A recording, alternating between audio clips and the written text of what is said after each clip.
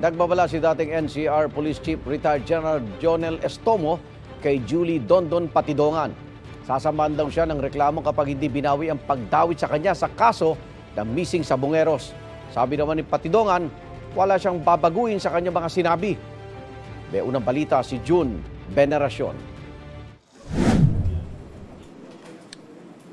Sa pagharap ni Julie Patidongan alias Totoy sa Napolcom noong Lunes, isa sa mga idinawit niya sa kaso ng mga missing sabongero, si dating NCR Police Chief Jonel Estomo. Si General Estomo, siya ay membro ng ALPA. Pag sinabing ALPA, kasama siya sa hatian na tag 70 milyon. Isa yan na nag-udyok kay Mr. Atong Ang na, boss, patayin mo na si Dondon Patidongan para matapos na yung problema mo na yan. Git ni Estomo, puro kasinungalingan daw ang pinagsasabi ni Patidongan. Kailangan daw bawiin ito ni Patidongan dahil kung hindi, ay sasampahan niya ito ng reklamo. Dapat daw mag-public apology sa kanya si Patidongan. Pag-interview siya ulit, tapos linisin yung pangalan ko. Siyempre, nasaktan ako, nakakalagkad ang pangalan ko. Kailangan niya gawin yun para maring ng taong bayan na hindi nagsinungaling siya. Walang maisip na dahilan si Estomo bakit nadamay siya sa kaso. Hindi naman daw niya kilala si alias Totoy. Si Atong Ang naman ay isang beses lang daw niya nakita. So, maapektuhan yung investigation ni alias Totoy na yan. Kasi kung ano na lang mga tigsasabihin niya na hindi naman totoo.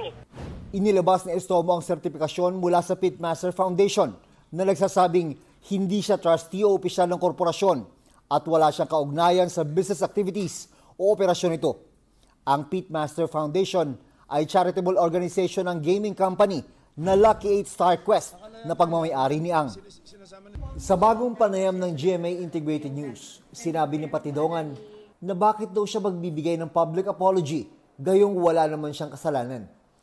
Tanong pa niya sa pinakitang sertifikasyon ni Estomo na hindi ito konektado sa Pitmaster Foundation ni Atong Ang. Bakit aniya galing doon ang sertifikasyon? Dapat daw ay sa Lucky 8, ang gaming company na pagmamayari ni Ang. Bakit ako maghingi ng public apology? Wala naman ako kasalanan sa kanya.